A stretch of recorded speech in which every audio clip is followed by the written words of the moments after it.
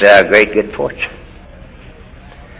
Now there's another little thing that I'll spend a minute on and I'll quit.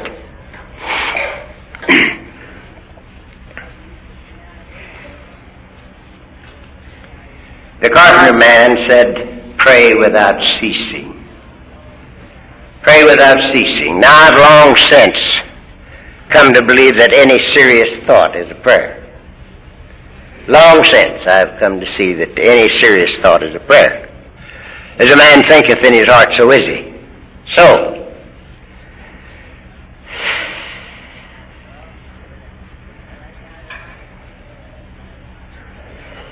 I sort of like to continue in the conscious awareness of the living presence of the Almighty. Throughout the day, I've changed everything that I didn't like about the society. I've changed everything that I didn't like about the prayers. I changed the 11th step of our program. All these things I changed for me because they feel better the way I do them. For instance, I knew when I was a kid, that high, my insides blasted to me that there was a line in the Lord's Prayer that didn't belong there. I always knew that. And it always bothered me. And the line is, lead us not into temptation. But now my insides told me when I was knee-high to a duck that my God could not lead me into temptation. Now I was sober quite a while before I turned over to St. James, and I found that right there on the first page, it says if you are tempted, don't say I'm tempted by God. God cannot be tempted by evil, neither can he tempt any man. If you are tempted, it is because of your own desires. I can go right down the road with that. But I can't go afoot with a God that would tempt me to see if I loved him. So, I changed that. And I'll swear I found that in the direct translation of Aramaic into English, it says the same thing that I changed it to. That line is changed this way in the direct translation. It says, thou leadest us not into temptation, but delivereth us from evil. Now, I like that good. So, that was an improvement for me. I just like it better. Maybe you don't. But I do. I also changed St. Francis's prayer. There was a line in there that I didn't like too good. It says, for it's better to love than to be loved. It's better to understand than to be understood. For it is in giving that we receive, in forgiving that we're forgiven, and in dying to self that we awaken to eternal life. Now it doesn't say dying to self. It says dying. And I said to me, I don't want to wait till I die to find eternal life. He didn't mean dying. He meant dying to self or surrender. And I said to myself, well, wait a minute now. You're talking to a lot of people and a lot of Catholics in the audience, and maybe this isn't acceptable to them. So I called up Manresa. Now, Manresa is the Jebbie retreat house down in our country. And I know the padres over there pretty good. So I took one of our Jesuits that I met right here in Grants Pass last time up here and introduced him to the gang at Manresa, and he's been giving drunk retreats down there for us for years now, doing a fine job. So I called up the Jebbie retreat house, and I got Father Toner on the line. And I says, Father, look what I did to St. Francis' prayer. For it is in dying to self that we awaken to eternal life. And he says, what the hell do you think he meant? Just like he'd known it all his life. And I swear I'd never even thought of it until I told him. But I like it that way because that's the way it happened to me. Does this answer you? So, I was sitting down there in my big chair, probably 17 years ago, and there's a column here in the corner of the room, and a great big window here, and a big window here, and my chair sits back here. And I was just sitting there. It was on a Saturday or Sunday because I was still working at the time. And out came a great number of snowbirds. Now, snowbirds, for you landlubbers, are small sailboats of a certain size. And they were in a race. There might have been 100 of them. And I was just sitting there idly watching them. And it occurred to me that every one of them was going a little bit different direction. And there's only one wind. And this got to me. And then out of the storehouse came these words that I'd known ever since I was a kid. Some ships ply east, and some ply west, by the self-same wind that blows. 'Tis the set of the sail, and not the gale, that determines where it goes. And ever since then, I've had a little habit, daily, of reminding myself maybe 50, 100, 150 times a day of the living presence of my very own God. The conscious awareness of the living presence of God. I'd say to myself maybe 50 times, God is my refuge and my strength. Well, you might say, why would you do it 50 times? Just to trim the sails. Fear not, little flock, it's the Father's good pleasure to give us the kingdom. You say that 50 times. Or lift up thine eyes unto the hills, from whence cometh thy strength. You know. Or take no thought of the morrow, what you shall eat, what you shall drink, or wherewithal you shall be clothed.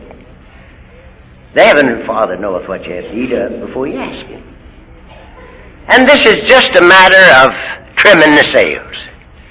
Constantly reminding me that in Him I live and move and have my being now. And it's very precious to me. It's just the good state of being, you know. And I highly recommend it. Pray without ceasing. And it's not a big deal. It's not a big deal. I actually have more fun with God than I do with people. Really, I do. I'm not afraid of Him, and I don't think He's afraid of me.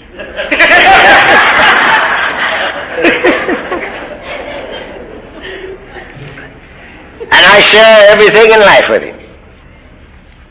The good, the bad, and the indifferent. If I do a lousy stunt, I look at it and I share it. I say, look, Father, look what I did yesterday. Now, isn't this a hell of a thing for a guy like me to do? I knew better when I did it, but I had to make an impression. Or she was awful pretty. You know. Now, I don't like it, and you don't like it. And I'm going to do better, and with your help, I'll do a lot better. Sure, thank you. And I dump it, and I never pick it up again. It's gone. And I do the same thing with the good thing. I think it's just as tough on us to try to harbor or hang on to the so-called good as the so-called bad. And so I share it. I say, look, Father, isn't this terrific? It couldn't happen to a bum like me, but it did. And I know where it came from. Sure, thank you. And I dump it, and I never pick it up again. And it keeps the road clear. You know, it allows me to move spontaneously. And that's what life is all about. And in closing, I hear so much amongst us about our inability to face reality. Our inability to face reality. You just hear that every place, you know. And particularly amongst the learned. We can't face reality. Well, now, my opinion up until I came to you, my opinion of reality was a banker who would loan you an umbrella when the sun was shining and take it away from you when it rained. That's reality. Grim reality.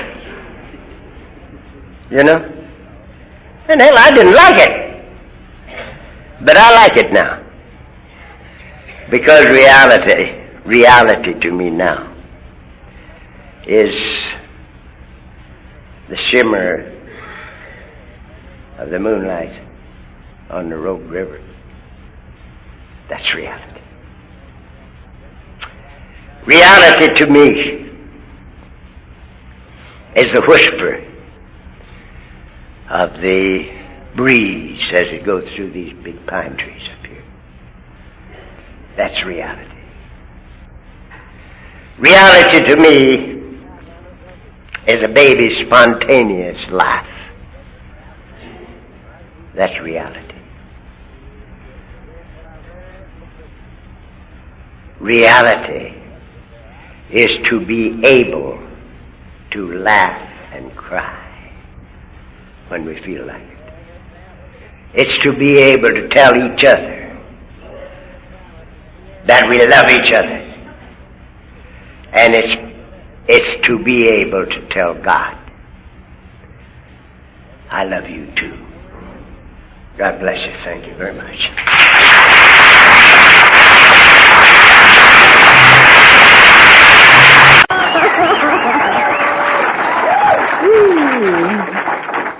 Thank you very, very much. That is really a warm Nebraska welcome. And I love it. Thank you very much. I'm Elsa C., and I'm a very, very grateful member of Al-Anon. Hi. Real good to be with you. I think Chuck and I were here many, many years ago, but I have even forgotten the time because I'm an old-timer. I've been around so long that I've forgotten almost where it started. But thank God for this program, because this program has saved my life in many, many ways, and the lives of some of my dearest friends, and I love it. I love every bit of it. I love AA. It's a little hard for me to separate the two, because I started, along with AA, going to AA meetings with Chuck in the very beginning, before Al-Anon was even thought of. In those days, we had what we called wives groups. Awful. There were no men in them. No men, just women. And I can remember the first meetings that I ever went to in AA with Chuck. And they always had a speaker at the beginning who was non-AA. It was either a doctor or a lawyer or a physician or something of the nature. And they would allow us in there to hear them. And then they'd put us out.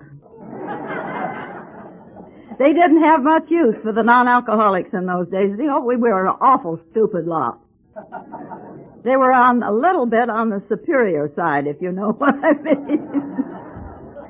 And we'd go in another room. You'd have to leave the meeting and go in another room. And we'd sit there and talk about them. And we thought they were just as crazy as they thought we were, you know. So those were very, very funny days, and not very uplifting, and if it hadn't been for the AA meetings that I was allowed to go to, I don't know what I would have done. But let me go back a little bit and give you a little of my own background, because that's what we're supposed to be here for, I guess, so that I can give you at least a little idea of why it was so difficult for me to really get hold of this program and start working it in my very own life. And that's the thing that we all encounter if we're not awfully careful.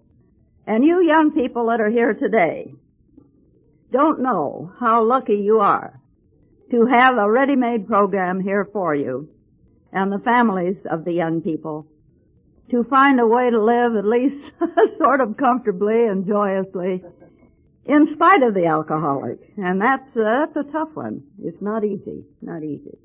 But I'm an only child. Are there any other only children in the room? Just hold your hands up.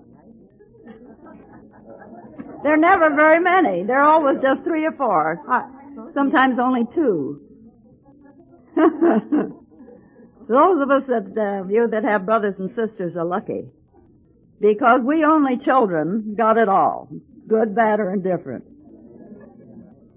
And we weren't the easiest people in the world to handle either. Because I don't think any of us really knew exactly what we were. We were always in competition with something or somebody. And I can remember so well. I grew up in Los Angeles. I was born in San Francisco. And if you want to know how old I am, I left San Francisco during the San Francisco earthquake.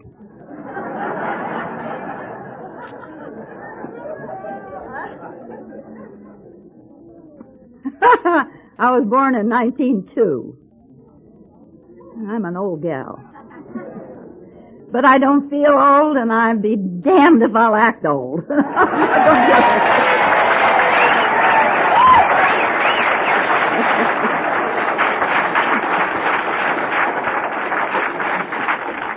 You see, you people have taught me something that I couldn't have learned any other way. You have given me back a sense of humor. Something that I lost for years and years and years. But let me go back to when I was just a kid, and I started to high school, and I went to Hollywood High.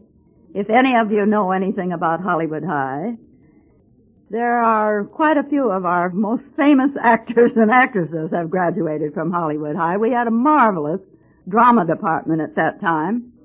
But here I am, a scared kid. In fact, I was scared enough that I wouldn't speak to anybody on the school grounds unless they spoke to me first. Do any of you identify with that? And I was a complete loner. And one day, one of my very, very few friends gave me a dare. She dared me to try out for one of the plays at Hollywood High. And I'm the kind of a person that you don't dare to do any. You better watch out. I'm apt to do it. And much against my better judgment, I did that. And I surprised everybody because I got the part I tried out for. I even surprised myself, if you want to know the truth. And I went home and told my mother. Now, my mother, it just happened, was quite a well-known singer. And she had, in fact, she was she was on concert tour when the Merry Widow operetta first started in New York. And for some strange reason, they heard about her voice, and they asked her to come and try out for one of the parts in the Merry Widow, which she was flattered enough to do, and got that part and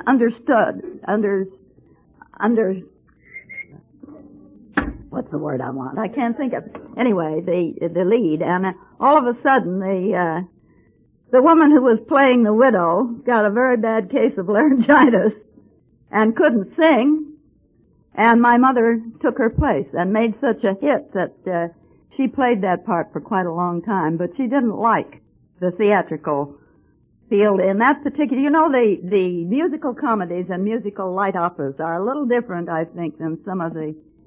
There's a tremendous amount of jealousy. At least there was in those days. This was many, many years ago. And she couldn't stand the backbiting and the fighting and whatnot, and she broke a 5-year contract and came home. So that's part of my background, at least, that will give you a little idea of where I come from, because I think that has a great bearing on what happened to me later on. Because, you see, the bug bit me, and it bit me very, very well. And when I graduated from high school, they had at that time what we called in California the Shakespearean contest. And you tried out for your school, and if you won that, you tried out for the city, and if you won that, you went up to Berkeley and tried out for the state. And I had marvelous counseling and a wonderful woman to teach me, and for some strange reason, I won all three. Now, that did for me something that nothing else under God's green earth could have done. This shy gal that was scared to death to say yes or no suddenly learned how to put up a front. And I think a lot of you know exactly what I'm talking about. That facade that makes it possible for you to be so serene and so with it, and nobody ever gets through to find out how scared you are inside. Over here, I have some talent. I sang, I played the piano, I did a lot of things. Over here, I'm just a scared nothing. And it's a strange, strange competition, and I think even the alcoholics have a tendency to feel that way many, many times. And I identify so closely with them in so many, many things. But the thing that happened was from there I went to UCLA, and this will date me if nothing else ever does. It was in the old school on Vermont Avenue before they ever moved to Westwood. That's a heck of a long time ago. Do you realize it? And I went there for no other reason than to study Greek drama. They had marvelous Greek drama course in UCLA at that time. But while I was there, I met a young man that a lot of you have heard talk and know and love. I think without a doubt he was the handsomest man I'd ever laid eyes on. God, he was good looking. He was tall. He was about 6'1", 2. He had black hair, black eyes, and a mouth that curled up at the corners. And something hit me like a ton of bricks.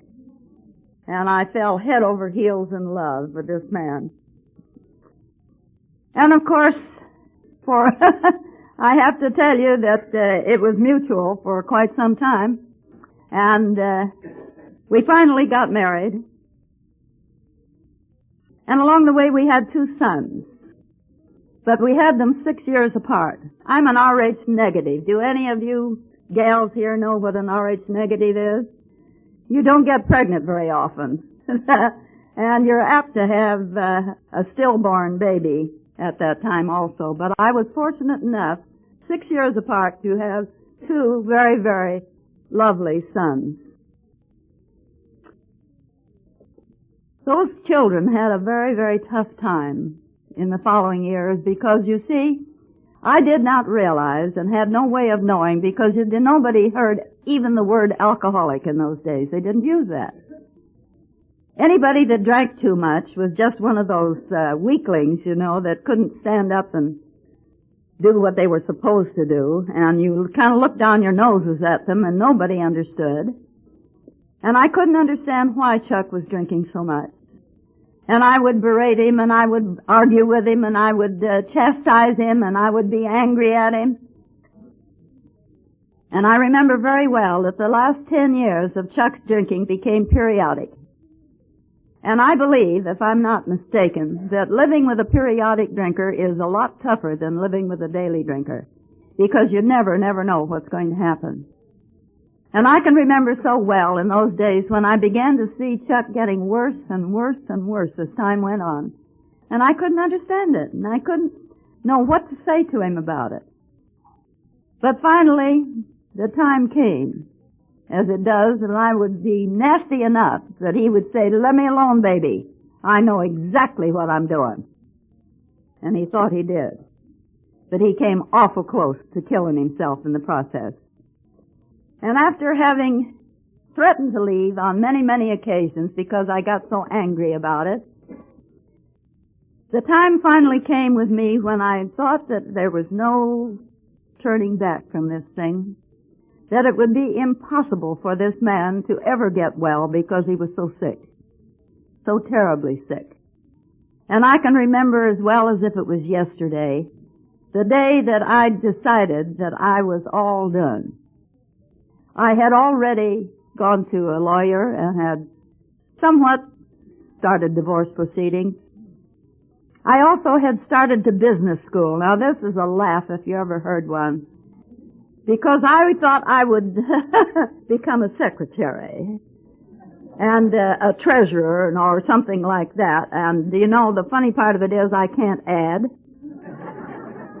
Math is not my big thing. I never was good at math. And I thought maybe I could handle it. And I just sat there in terror, abject terror, and said, I'm sorry, I'm all done. I have started divorce proceedings, and this is the last time that I will ever go through one of these drunks with you. And I will never forget the abject look on his face, because for the first time in all of our marriage, he knew that I meant what I said. And the funny part of it was that when I let go, now remember this if you don't remember anything else that I say this afternoon. When I let go of the necessity for Chuck to straighten up and fly right, he did. And that's the way this thing works, if you just knew it. When you and I let go of that terrible necessity that other people should perform the way we think they should, something strange happens. It's awfully funny, because haven't you found out yet that the alcoholic goes by opposites?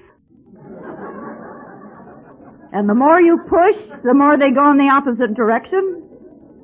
I've never known it to fail. They will not be told what to do. And you know, the funny part of it is I've grown to understand that, because I'm exactly the same way.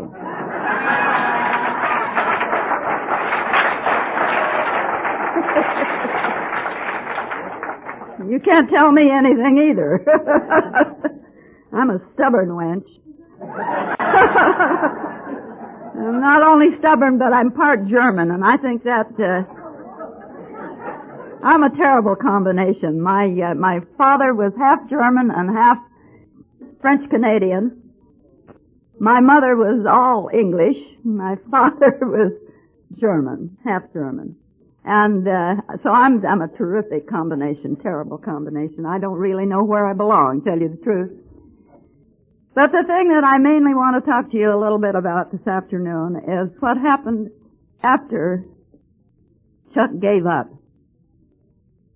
And I can remember so well, see, AA was not terribly well known on the West Coast at that time. It came out there from the East, of course. And there weren't too many meetings, and he was going to the meetings in North Hollywood. And maybe some of you that know California or have been out there know what the North Hollywood meetings are. And he thought the jig was up, but we didn't have enough money to separate. And you know, the funny part of it was that he didn't know this for a long time. But the minute that he started to go to AA, I quit the divorce proceedings, and I just stopped everything. Somehow or other, and this will happen to you if your mate is serious about what they're doing, you will notice such a change in their attitude that you know that something is going on. You can't quite put your finger on it, but you know that something is going on. So you just wait to see what's going to happen. And he wouldn't talk to me about it. He wouldn't say a word. He'd just put on his hat and leave and go to a meeting. And after about 6 or 8 months of this, he finally asked me to go with him. And it was to a meeting on Robertson Boulevard, just off Wilshire in Los Angeles. In Beverly Hills, really, where we lived out there. And he asked me to go, and it was in a huge, great, big room. And there were tiers of seats going up on either side, almost to the ceiling. And he took me in and sat me down up here with a bunch of women and took off. He didn't introduce me to anybody. He didn't say, yes, no, kiss my foot, anything. He just sat me up there and took off. I sat up there for 2 or 3 meetings, and I couldn't stand it. I couldn't understand why he didn't ever introduce me to anybody. And I finally took my courage in my hands and went down and spoke to one of the alcoholic women sitting down on the ground floor. And she practically fell on my neck because she thought I was sitting up there looking down my nose at her, and I knew damn well they were all looking down their noses at me. But she practically fell through the floor, and she threw her arms around me and said, "I'm so glad to hear you say that." And from that moment on, I have had almost more friends, close, loving friends, with the AA people than Al-Anon, because this was 6 long years before Al-Anon was born. So I have come from way, way back. And I've watched this program grow, and I've watched it change, and I've watched it get better and better and better as time went on. And you people have saved my life. Actually saved my life. And then finally, Lois Wilson, with the help of her beloved Bill, had been talking a great deal about the necessity of the families of alcoholics to have a program very much like AA. And they got all excited and thrilled about this, along with Dr. Bob. And Lois and Bill kind of made a trek all across the United States talking about this. And once we came to the coast, we had a meeting in the old 6300 Club, which was on Wilshire Boulevard, right across from the May Company. Some of you maybe have been there that far back to remember that old place. It was an AA club that had been going for some time. And there were maybe 10 of us sitting around tables there listening to Lois talk. And she just lit a fire under all of us. And 3 of us were sitting at one of the tables, and we said, Beverly Hills needs this terribly. Let's start a meeting in Beverly Hills, which we proceeded to do at my home. We didn't have any place. We didn't know how to go out and rent a place. We didn't have enough people anyway. And that's why I've always said it only takes 2 to tango, I don't care how little your meeting is. We started one in my home.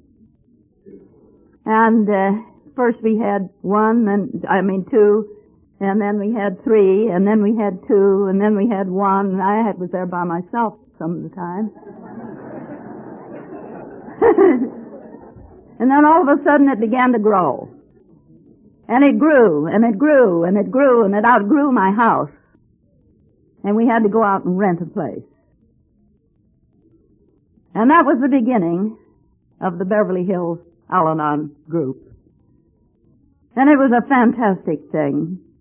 And I thought, my goodness, this is going to be wonderful. And I spent all of my time, practically, telling them how to work this program. Because, you see, I was the grandma of the group, so to speak. And I want to, if I can, I don't know how you work things back here. But I know this, that any time you and I stay too long in any of these jobs, we're destroying the very thing we're trying to build. Don't ever allow yourself to keep a job too long. 6 months is great.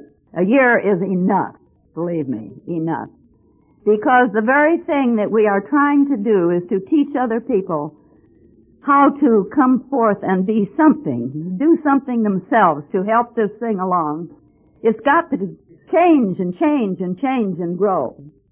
And all in the world you can do is be an example. Period. Just an example and nothing else. And it takes some doing and it takes some learning. But the thing that I had the most trouble with, and I don't know whether any of you have had this trouble or not, but I have a terrible time seeing my own answer. I can see yours without any trouble at all. And I can give you some pretty good advice as to what you can do about your problem. But it took me years and years to turn around and take a real good look at myself. Now, during all this time, Chuck had become a very popular speaker. He was the second delegate to New York in World Service. And we finally decided to sell our home in Beverly Hills and move to Laguna Beach, where we live today. Now do any of you have any idea what inflation is? I've lived long enough to watch it happen. We bought that house in Beverly Hills during the bottom of the Depression for $7,000. Right in the middle of Beverly Hills. We sold it a number of years later. Our kids had gone to school and grown up in Beverly Hills. We sold it all that time later for $30 and thought we'd made a bonanza. And we went out to try to find a comparable house for the same kind of money and couldn't because everything else had gone up just as high as ours had. You kids, you young people don't have any idea how this thing has gone this way. It's scary sometimes. But we finally sold our home and moved to Laguna Beach. Now that's a whole horse of another color. Because here we are, finally, we find the home of our dreams. High on a hill in Laguna Beach with a perfectly magnificent view of the little town of Laguna and the ocean and Catalina Island, and we think we've arrived. But I didn't count on the fact that Chuck's business was still in Los Angeles, and he was talking all over the place, and he didn't have time to come home and have dinner with me and go to the meeting with him because we were too far. It's about halfway between Los Angeles and San Diego, if any of you do not know this. And so I tried sometimes to go in on the bus. It'd take me 2 solid hours to get into town. And then I decided, well, I'll drive in. And then I'd have to drive home late at night by myself, and I didn't like that. So what do you do when you're really not taking a very good long look at yourself? What do you do but sit there and start feeling sorry for yourself because you're so lonely? He's gone so much. Can't he slow down and give me a little more attention? For God's sake, he's been talking all these years. It's time. And I began to put pressure on him to slow down. Don't do it, girls. Don't do it. It won't work. And he tried very desperately, and I would sit there sometimes and hear him answer the phone time and time again and say, no, I can't come this time. My life is very, very lonely. I have to stay home and keep her company. And I'd sit there and die. Just die. It was awful. And finally, he had enough of that. And Thanksgiving came along, and the kids were all there, and we were sitting around the dinner table having Thanksgiving dinner. And right in the middle of dinner, he said something that changed our whole way of life. He said, I have been seeing how lonely your mother was, and I have tried desperately to slow down and give her more of my attention. But he said, I'm getting so uncomfortable, I can't stand it. He said, I owe this program my life. This is my life, this is my love, this is my dedication. And whatever I have to do to keep this feeling inside of me, I have to do, and you will have to adjust yourself to that. And he gave me an ultimatum. I didn't like it. I thought, this is, how cruel can a man be, you know? I'm trying to show you the distinction between seeing the other fellow's problem and being able to see your own. It takes what it takes, and how long it takes. And I guess all of us are a little bit different. A little bit different. Even triplets and... Oh, it's just so stupid that, and we're so If you're like me, you're so dumb up here that you don't see it for what it is. But he just gave me a plain ultimatum. And I thought, how cruel can he be? And I find myself one day walking the floor in my living room, back and forth, crying, wondering what in heaven's name I'm going to do with my life. Now, this is before Al-Anon had come to Orange County to any extent. There was one meeting in Corona del Mar and one in Santa Ana, and that was it. This was a lot of years ago. And I was crying, and I knew that I only had two choices. I could stay or I could leave. That was it, period. And all of a sudden I began to remember the first meeting that Chuck took me to where he was talking, which was out in Santa Monica. If any of you know Santa Monica, it was at that meeting that is still going there at 26th and Broadway. And at that meeting, this was on Christmas. And when I heard him accept the date to go and talk on Christmas, I raised a little hell, wouldn't you? For crying out loud, the kids were coming for dinner and he needed to be there. But knowing Chuck, when he makes up his mind to do something, he does it, and you can't move him at all. So much against my will, I planned an early dinner, and the kids were there. And the thing that makes me laugh today, it took me quite a little while to get my sense of humor back, but this was one of the things that helped me, I think, because all of a sudden dawned on me that about, maybe a half, three-quarters of an hour after we'd finished dinner, the kids all took off. They're young. They had a lot of friends with open houses and whatnot on Christmas Day, and they weren't about to spend the entire day with the old folks. So they left. And we were left alone anyway, so much against my will, I got dressed and went to the meeting with Chuck at Santa Monica, 26th and Broadway. And at that meeting there were two very, very drunk winos sitting in the front row. They'd just been pulled out from under the Santa Monica Pier. And they were just drunk enough that they kept interrupting Chuck when he was talking. And I can still remember how kind he was. He would quiet them down and be so nice about it and then go on talking. I did not realize at that time that he understood because he was one, you see. And he knew exactly where they were coming from. It's not that easy for us non-alcoholics to understand that, you see. I think I understand it pretty well today because I've been around a heck of a long time. And you know, a whole another year went by after that meeting, and I wasn't any better. I'm a slowpoke. And finally, Christmas came around again. And I went a little more willingly this time, not too much so. But lo and behold, one of those winos was leading that meeting.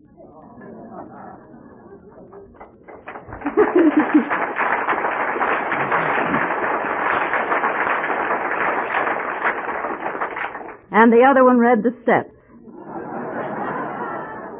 And they had been sober that entire year. And they told us after that meeting that they had not heard one word that Chuck had said that year before. They were too drunk. But the thing they did remember was that a husband and wife would leave their kids on Christmas and come to share at an AA meeting. Of course, I didn't. He did. And for the first time in my life, I really saw what this program was all about. It still gets me in the throat when I think about it. It takes what it takes and how long it takes, kids. And you and I, being different kinds of people, have a hard time sometimes realizing what this program really has to offer. It's the greatest thing that ever happened to people in many, many, many generations. Many, many generations. And you know, that began something that I think I wouldn't give half a dozen $1 million for, or even, I don't know, there wouldn't be enough money in the world to take care of it. Because, you see, my youngest son at that time had been in Korea in the service, and he had just come home from the service, and he was miserable. He was so unhappy, it was just pitiful, because the home that he had been born in and grown up in Beverly Hills was gone. And he came home to a strange house. And young people are very, very apt to be terribly uncomfortable when they lose the place they're used to and the place they love. And he had a very, very difficult time, but he had the wisdom and the good sense to see how miserable I was. And he gave me the suggestion that saved my life.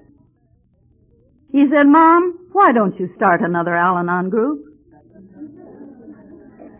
I said, "I don't know anybody down here." "Oh," he said, "you know a few people. I know you know some people down here in Corona Del Mar. And you know a couple of them over in Santa Ana. And I've heard you say it only takes two to tango. Why don't you start another meeting?" And he did something for me that day that I wouldn't take $1 million for. Because that gave me a way out, you see, a way to do something about me. And that's what I did. And it started very slowly, just as the one in Beverly Hills had.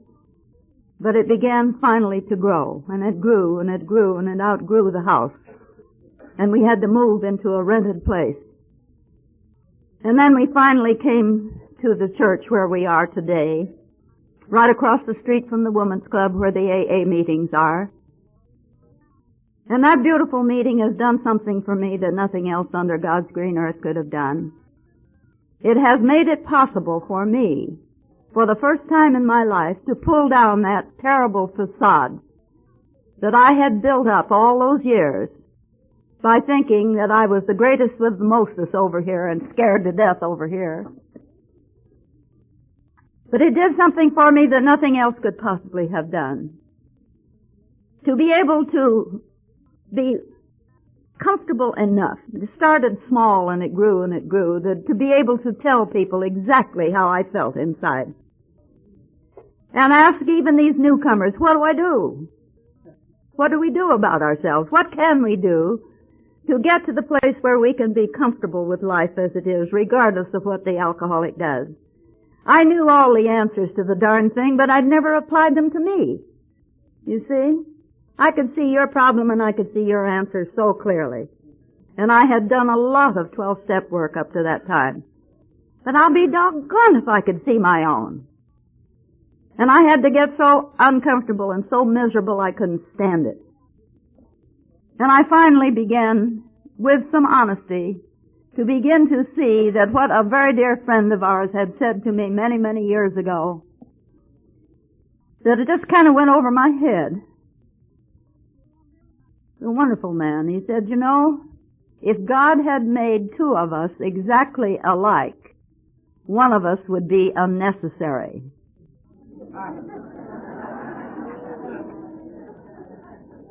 Think about it. It'll drive you nuts.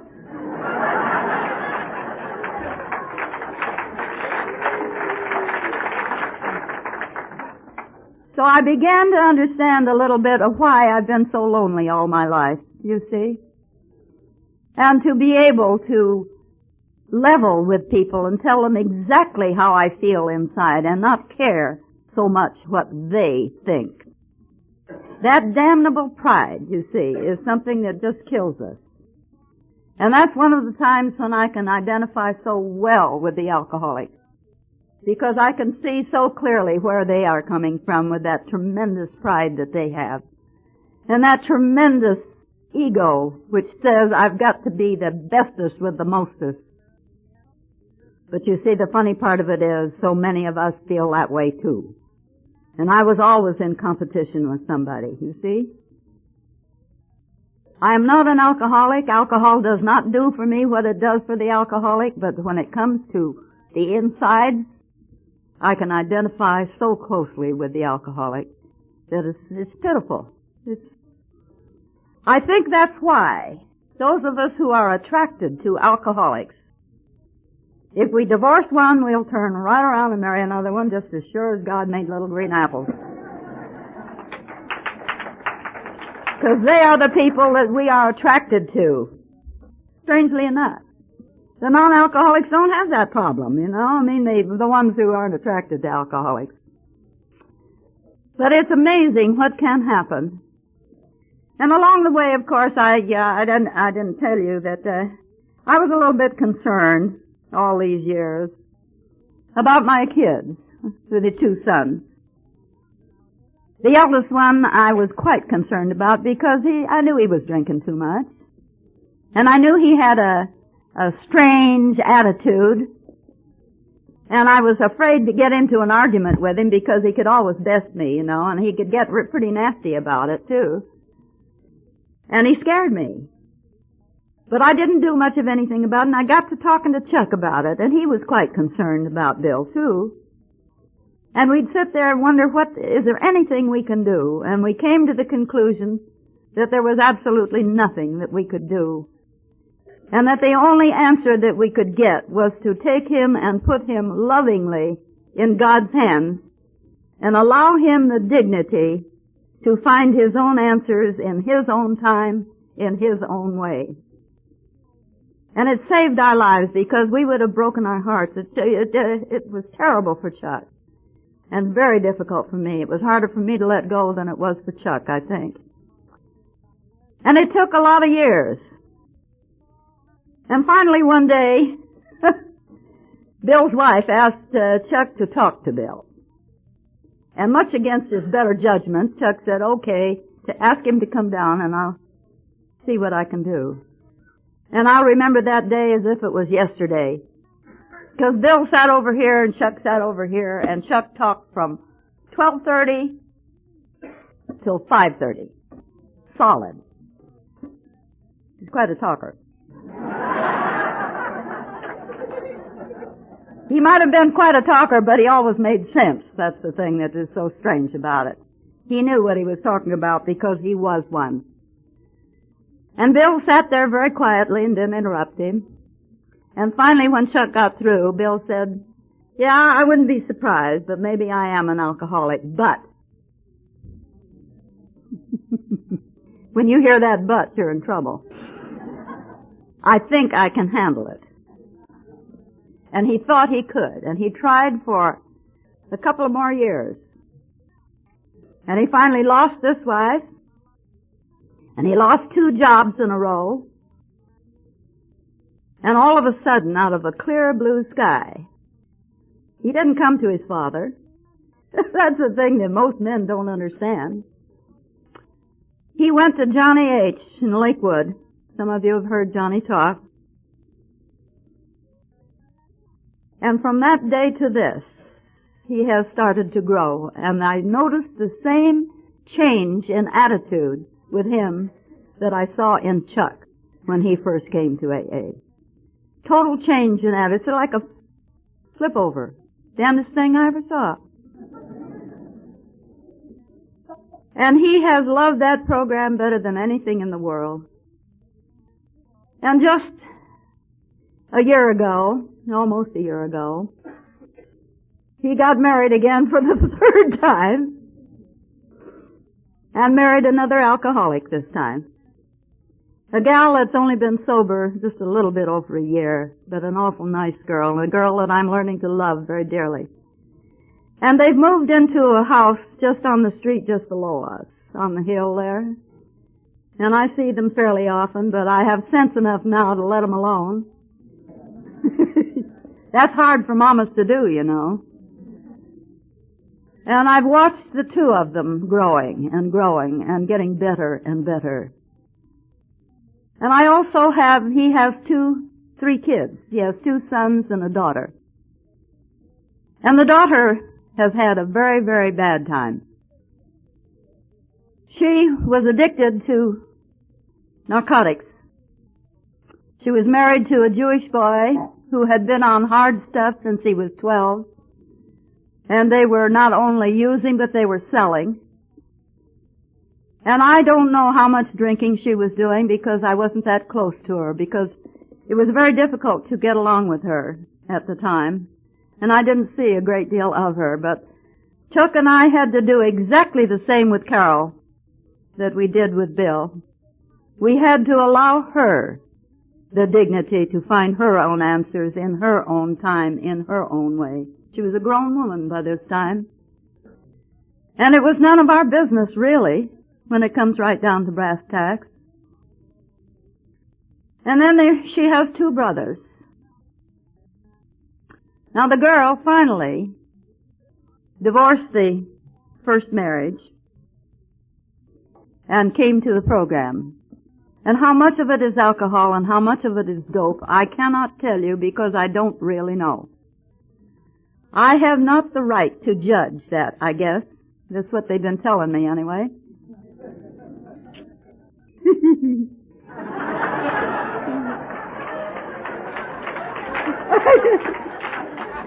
It's awful. I'm a silly ass, you know. Listen, if I hadn't been able to do this, get this silly, I'd have died. Now, I'm telling you. Yeah. So, laughter is the thing that saves us all, I guess, to be able to turn around and take a real good look at ourselves and laugh like hell. Stupidity, pure, unadulterated stupidity is all it is. Then there are two grandsons. One of them is up in Santa Barbara. He's in the building business up there and doing pretty well, but he's had some problems too, but I don't know whether he's an alcoholic or not. I have not been able to find that out to any great extent. But the younger one, whew, he's living on his mother's and stepfather's boat there in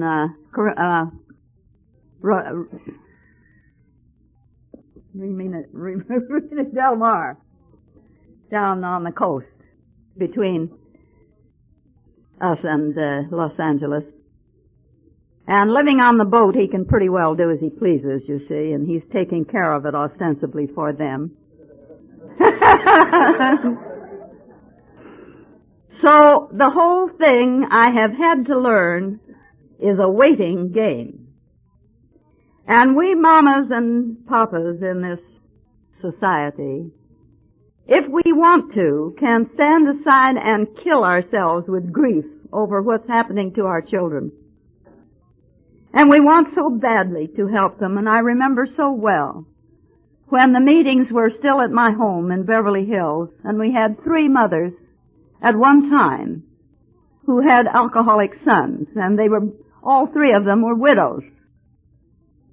And they all had spent every nickel that they had getting those kids out of trouble and setting them up in business or doing this and that for them, trying so hard to help and doing all the wrong things.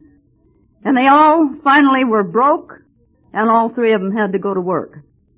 And one of them was a house mother at UCLA. That was her job, and I forget what the other 2 were doing, but I know this, that one of the boys killed himself with too much alcohol, and the other one, I don't know what happened to him. But the 3rd one finally, I think, found some answers, because the mother let go in time.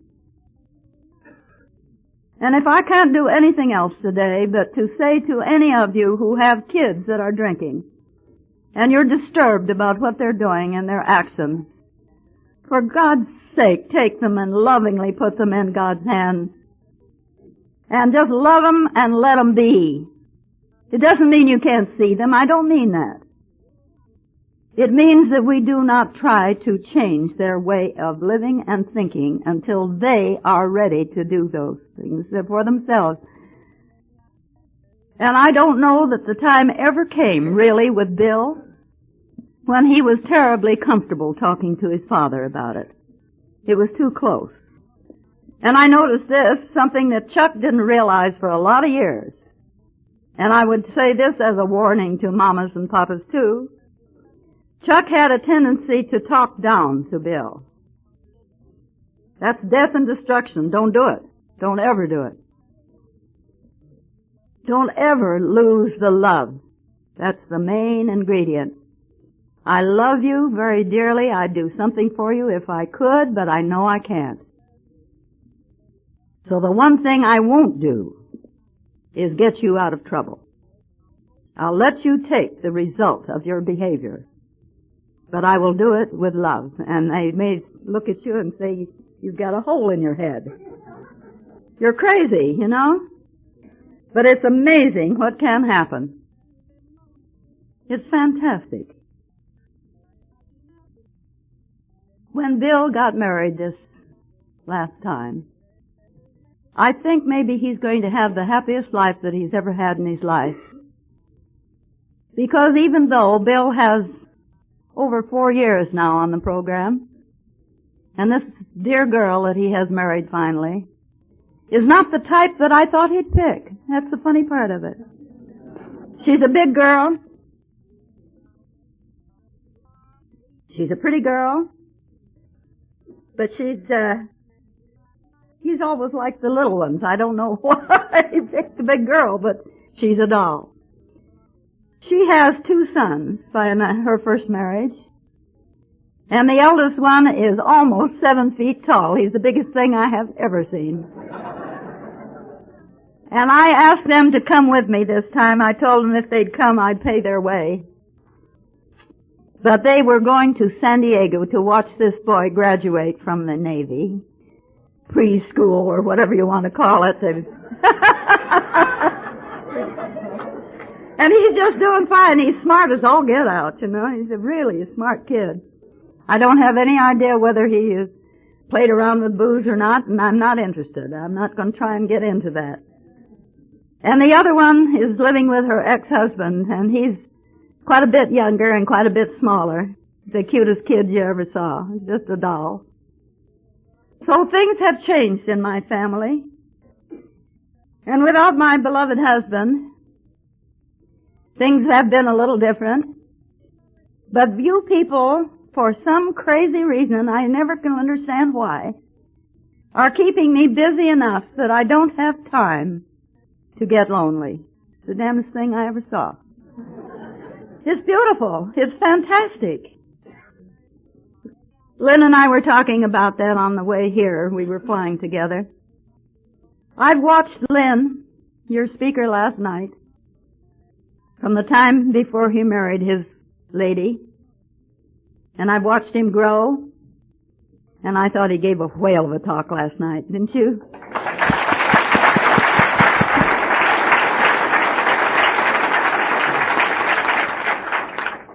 We crazy Californians are something else, you know. But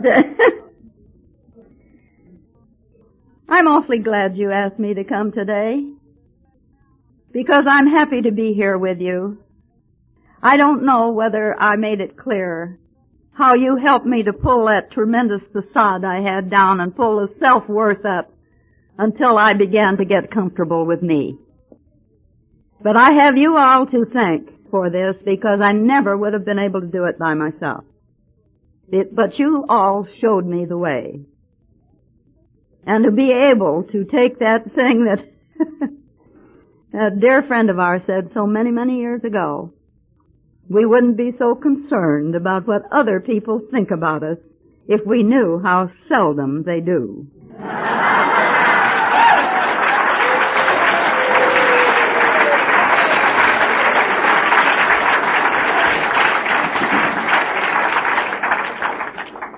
This is quite a program, and you're a bunch of wonderful people. And when you stop and think that these kind of people and these kind of meetings are all over this world, all over the world. Chuck and I had the good fortune to go to meetings in London, into Ireland, into Spain, into some of the islands down south of us, and to Australia and New Zealand. We've had a marvelous experience, wonderful experience, and find the same identical program everywhere we go. Everywhere we go. Literally millions of people learning how to live peacefully, joyously, and comfortably with themselves in spite of. And that's what we're all here for, isn't it? And just keep on loving each other and keep on sharing with each other. And this thing will engulf the entire universe, I am sure. I just want to close with one story that I just love very, very much. I had a very dear friend many years ago in AA who had a terrific experience in this thing, and I like to tell about it because it might help somebody that's having a problem along this line. We often say that we are a group of people from every kind and type of description, program, religion, what have you, and none. And this was a gal that was a born atheist and an agnostic. She had been going to meetings religiously on atheism and agnosticism. But she was a drunk. And she finally had to come to AA, and they started talking a little bit about God. And she said, I don't believe in God. And they said, it doesn't make a bit of difference. It isn't necessary for you to believe in God. Surely there's something that's bigger than you are. Whatever you can see that's bigger than you are, take that and use it. And you know, she left that meeting with something in her mind that she hadn't ever heard before. And she was sitting in her living room looking out her front window, and there was a great big beautiful tree in her front yard. And she was looking at that tree and she thought, you know, by George, I can't make a tree. Something made that tree. And she began to talk to the tree. And she found herself unburdening her entire soul to that tree. And she got quite a bit of relief. And after about a couple of years of this, she sold her home and moved. And the tree stayed there. But God went with her.